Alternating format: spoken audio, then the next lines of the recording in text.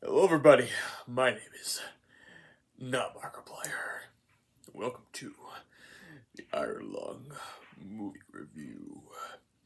I wish my voice could go even deeper.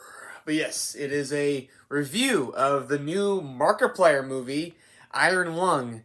Definitely, definitely a surprise to be sure. The trailer came out a while back, and I was kind of like, oh wow, yeah, Markiplier's doing a whole movie, and this is before I even knew about the YouTube video, and because I'm a Markiplier fan. I did grow up watching him as a kid, like a kid as in like teenager. 2017 definitely. But yeah, I really loved all of his like horror, like playthroughs and stuff like that. So, I was very surprised I didn't hear about Iron Lung though. I just, I think it came out like around a time I wasn't really watching Markiplier anymore, But and when I looked it up, I was kind of like, it's all right, but it was I wasn't really vibing with it. I remember like I tried watching it a while back, and it just, I was like, I've seen better Markiplier videos, so I was kind of like, I'll just pass. But then I heard turning into a movie, but I still never got around to watching it. But I was kind of like, you know what? Let me just kind of go into the movie, like kind of like just like going there balls to walls, right? Not really knowing anything about it, and let's see if I can kind of like get the whole vibe, without like knowing anything prior, right? Because sometimes it's fun when there's like things based off of like properties or like other stories. Like it's kind of nice to not know about them and then see how you react to it, because you may experience it different than someone else that does know about it, and it kind of like shows how well does it stand on its own feet. Like I shouldn't have to know about this in order for it to sound better or like flow better, because there's some stories, movies where it's like, oh, well, if you didn't read the book, you're not going to understand it. It's kind of like, well, I always feel like a movie should never require you to know its other materials, in order to understand it. I feel like it should stand on its own feet, like I said. And, if you want to, then you can kind of look it up, the other stuff, and if you want to know more about it. So, you know, that's why I didn't force myself to, like, watch it, like, the videos, like the playthrough and go, like, oh, because I need to know what's going on. So, like, went in there pretty free, of any knowledge about it, and yeah, it was the one thing I did know and I expected, and I was surprised and satisfied by is that it really is all just one location, and I was very happy to see that, because it's the game is like you're just set in like a submarine and you're just sitting there in one area. You can look behind yourself too, but you're in one location the entire game. And I was really hoping, I'm like, I really hope they do the one location thing, because I'm a huge fan of like one location areas, or like one area, because like it's always like fun to see like, well, how are you gonna make this into a full length movie and like really capture the audience's attention with like one location and like a couple of characters. Like probably the best example I can think of that was like a really good movie and did that thing is 21 Cloverfield Lane. I keep forgetting the first numbers about that. But it's like the Alien movie. It's got John Goodman in it, and then I forgot the other guys. But it's all set underground because like hiding out from an alien invasion, and they're hiding out in the shelter, and it's in one area, and it's just I love that. It's kind of a survival kind of thing. You're stuck in one place, kind of like everything now, like how the actors are playing and like the environment, everything surrounding you. Like it's so much more important. Like every detail is important when you have like one location, because everything matters. Buried with Ryan Reynolds in it. Also, again, one location. He's literally in a fucking coffin, and the movie doesn't like go anywhere else. Just literally there. So I was looking forward to seeing another one of those movies, like one location. And first off, before I get into like the story part of it, and I won't go into spoilers. I guess there's not really a lot of spoilers, but more of like an exhausting amount of detail about the story. I'm not gonna really do that, but the thing I want to talk about is like the artistry, right? Like, the whole game is that you're in a submarine and you're going around these locations and you're taking like very still images of the like these like creatures or like this stuff out in the blood ocean, right? And so the movie does like does that, right? Like where he pushes the little photo thing, and you see like what's on the outside of the submarine, right?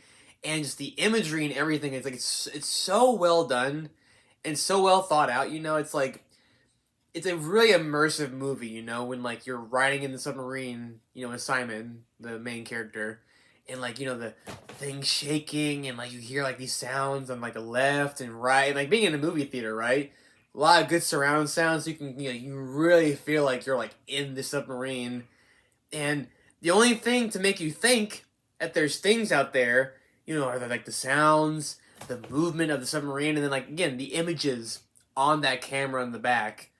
Those are all you have to make you think, oh shit, yeah, because you never really get to see the outside of this, blood ocean, except for the very end, kind of. And I really like that because, it's all about immersion. There's no, like, oh, wide shots of the submarine going through like, none of that shit. It's all about you and your imagination and just giving you these very little things that kind of let you, your mind's eye kind of imagine yourself in that scenario and go like, oh yeah, there's shit around me and all that. So it's really, really adds to the suspension. But again, the sound, the music, everything is very top notch, very well done. Markiplier, he's an all right actor. I'd say like I made a joke with my friend. You're not gonna win any awards. As he's not gonna win any awards.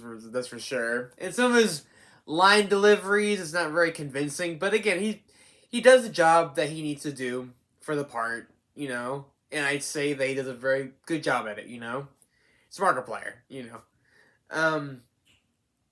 But yeah, I think, again, very small budget, I'm assuming, I haven't looked it up yet, but just, again, one location, everything just feels very authentic, very realized, it's just a good, like, setting, too, being in a submarine, very claustrophobic, but also kind of homey, and like the deepest parts of like the blood ocean and everything. Just again, I really enjoyed the immersion. Because immersion is everything to me when it comes to a movie, right? It's like if you can't immerse me, then I don't really feel like it's a movie. Then like that's a whole part of a movie. So again, they all nailed that. Now, the thing I will say that I feel like just needed more of a second opinion, definitely the story and the lore. And my friend Jake, who I went to go see it with, he's a huge, even bigger Markiplier fan than I am.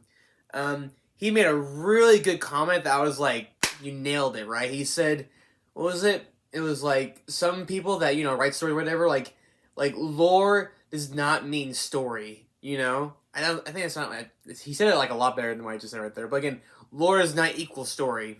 I think a lot of people, they have a lot of good ideas, right? Like they're an idea head, but then they don't know how to make a story out of it. And, right here, there's a lot of lore in this movie. And there really is no, like, lore dump on you where it's, like, all at one go telling you how it goes, right? It's very vague lore, but there's a lot of it. And I will admit, it's very hard to follow. It's kind of like, what is Simon doing down here? Why is he a convict? What are they doing on this blood ocean thing? Like, it's very hard to follow. And I'm watching Iron Lung, actually, before I even made the video. And even in the very beginning, the little text they have before you play the game is a lot more clear. And I got the idea immediately, like, what this setting is. Like, there's, like, these groups of people, right? Or this, like, like humanity. And they're, like, jumping around at different, like, planets or whatever. So this is a whole different planet, right? I'm not gonna lie, I didn't even really get that much from the movie, and that could just be I wasn't really paying attention. I feel like I was. But even like the small text in the beginning of the game, right, telling you what's going on, was a lot more clear than how they did it in the movie. I just feel like the movie just kind of, again, drops you, because the submarine gets dropped in the ocean. It just drops you into it and kind of like tells you very vague things about Simon, what this company is doing, or not even a company, I guess just this ragtag team of like humanity, right? Why he's going in the blood ocean to begin with, what's down there to help humanity, like everything's very unclear. And again, I like things that are vague because then, it makes you, the audience, have to think about what's going on. But I will admit, this is one of the times where it being vague is kind of a bad thing because I want to know more about what's going on, but it's just very confusing. And I was trying to explain to my friend about this, like, when you we make a movie, right, or make like scenes, like you need to kind of allow your audience to know where the ending is going to be or what is the goal, right?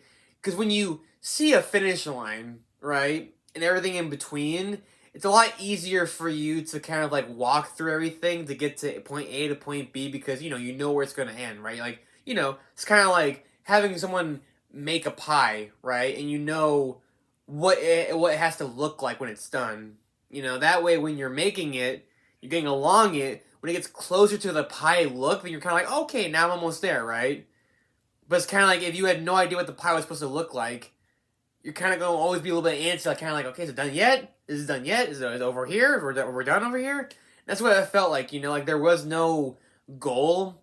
All the goals they had in the movie felt very confusing, in my opinion. So again, like the only thing, yeah, I'll knock the movie for, as just a movie, right, in the story, is just that it was very confusing for someone. Again, that's why I'm glad I didn't look at the game before, because then it kind of showed me, well, how is someone that has no idea who Markiplier is, or any idea what this game's about, like, how are they gonna like react to this? So I'm happy that I didn't know anything about it because I was able to kind of see it more for how it was, like in that way, right? Because now when I play the game, or even just watch Markiplier play the game, I'm gonna probably watch the movie again and have a lot better understanding about what the fuck's going on, right? Yeah, but that's all I can say about the movie in terms of like lore. It's like just there's lots of lore and not a lot of the explanation about what the fuck's going on. And that's the only thing I'll knock it for. Um, but yeah, I think for a first movie for Markiplier and his team, like they did a very good job at it. Again, with how kids nowadays are, and even just not even just kids, but young adults and everything, with like TikTok and everything, of just like constant like give everything to me like immediately, right? This movie's very slow.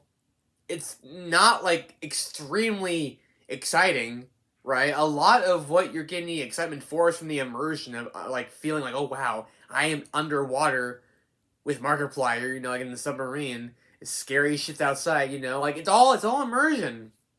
So anyone that gets anything from the movie, the ones that are going to get a lot out of it, I feel like, are the ones that immerse themselves the most, right? And it's very commendable if they make a movie like this in this day and age where everything's like, very, especially his audience, because no, not every audience member for Markiplier is children or even young adults. I'm not a young adult. I like Markiplier. But you know what I'm saying. It's more of like just, it's commendable that this kind of movie's being made.